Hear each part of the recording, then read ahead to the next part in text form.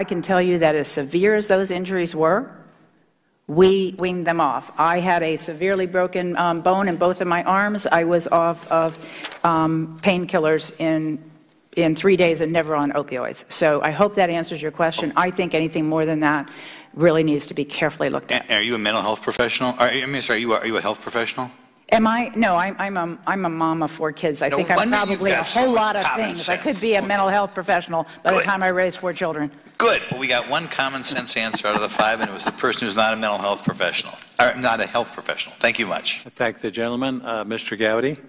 Thank you, Mr. Chairman. I want to thank all of our panelists, and I want to thank my friend from Maryland for his gracious invitation, which I will take him up on. I would love to go see what's happening in Baltimore. I suspect, Mr. Chairman, that it is, at least on a larger scale, similar to what was happening in my own hometown, which is why I started a drug court in 2000.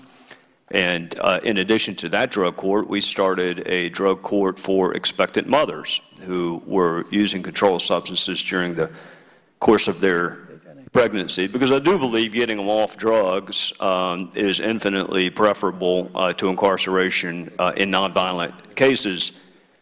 I would also say this, Mr. Chairman, and to my friend from Maryland, there is no joy like going to a graduation ceremony for those who have concluded drug court successfully. I have had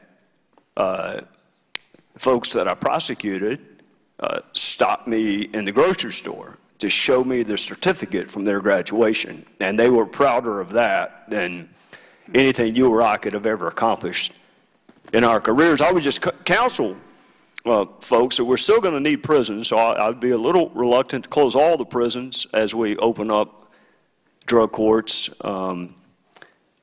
Because the gentleman from Maryland is right. I'd say about half the crime we saw for 16 years, drugs and or alcohol, were at the root of that.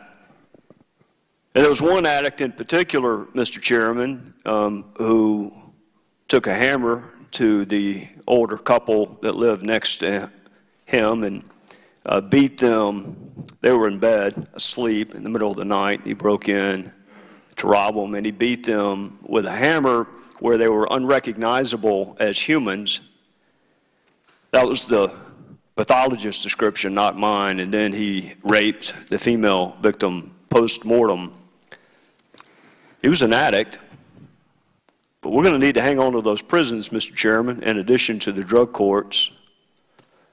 And I would be happy to go to Maryland with my friend to see the work that they're doing there, and I would invite him down to Spartanburg. Drug court can save people's lives and get them off. I just hope they get off before they do acts of violence against the innocent public, because the addicts sometimes leave a wake of violence and mayhem in the wake of their addiction. With that, I would yield back. Would gentlemen yield, please, just for 1 second? Be happy to. First of all, I want to thank you for agreeing to come to Baltimore.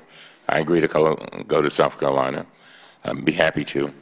And just one thing, Mr. Chairman, I agree with you. We have very effective drug courts in Maryland. And I know what you're talking about. When one of my first cases was a death penalty case, early in my career, where a young man hammered his grandmother to death, and he was on drugs. So I get it. I get it. I'm just trying to, like I said, I think there are different categories here of folk, and I swear, I just wish we could catch them early, like you said, because I've seen some really bad stuff. So I think the thing is trying to figure out a balance here. And even when you figure out the balance, you're probably going to still find people falling through the cracks. But I guess we have to use our best science and best judgment. But thank you, thank the gentleman for your... Yes, sir. Well, I thank the members for participating and our witnesses.